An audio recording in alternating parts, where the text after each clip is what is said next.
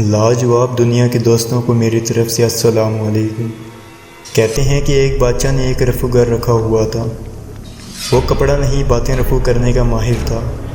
وہ بادشاہ سلامت کی ہر بات کی کچھ ایسی وضاحت کر دیتا کہ سننے والے اس پر یقین کرنے لگتے کہ واقعی بادشاہ سلامت نے صحیح فرمایا۔ ایک دن بادشاہ سلامت دربار لگا کر اپنی جوانی کے شکار کی کہانیاں سنا کر رعایا کو مرغوب کر رہے تھے۔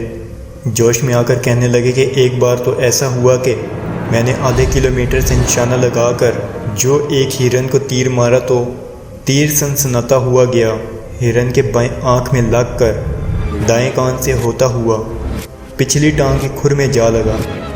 بادشاہ کو توقع تھی کہ عوام داد دے گی، لیکن عوام نے کوئی داد نہ دی۔ وہ بادشاہ کی بات پر یقین کرنے کو تیار نہیں تھے۔ بادشاہ بھی سمجھ گیا کہ ضرور زیادہ لمبی چھوڑ دی۔ اپنے رفو گر کی طرف دیکھا۔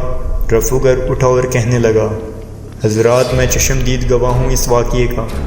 دراصل بادشاہ سلامت ایک پہاڑ کے اوپر کھڑے تھے اور ہرن بہت نیچے تھا۔ ہوا بھی موافق چل رہی تھی، ورنہ تیر آدھا کلومیٹر کہاں جاتا۔ جہاں تک تعلق ہے آنکھ، کان اور کھر کا، تو عرض کر دوں جس وقت تیر لگا ہرن دائیں کھر سے دایاں کان کھجا رہا تھا۔ عوام نے زور زور سے تالیاں بجا کر داد دی۔ اگلے دن رفو گر بستر اٹھا کر جانے لگا۔ بادشاہ پریشان ہو گیا، پوچھا کہاں چلے؟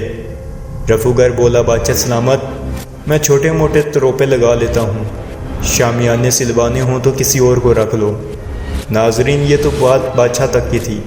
اگر ہم دیکھیں تو ہماری اصل زندگی میں بھی بہت سارے ایسے واقعات ہوتے ہیں جن کا کوئی تعلق نہیں ہوتا، لیکن پھر بھی بڑی ڈٹائی کے ساتھ چند لوگ ان کو سچ کرنے پر ثابت ہوتے ہیں۔ امید کرتے ہیں آج کی ویڈیو آپ کو پسند آئی ہوگی۔ اپنی قیمتی رائے کا اظہار کامنٹ سیکشن میں ضرور کیجیے گا۔ اللہ حافظ۔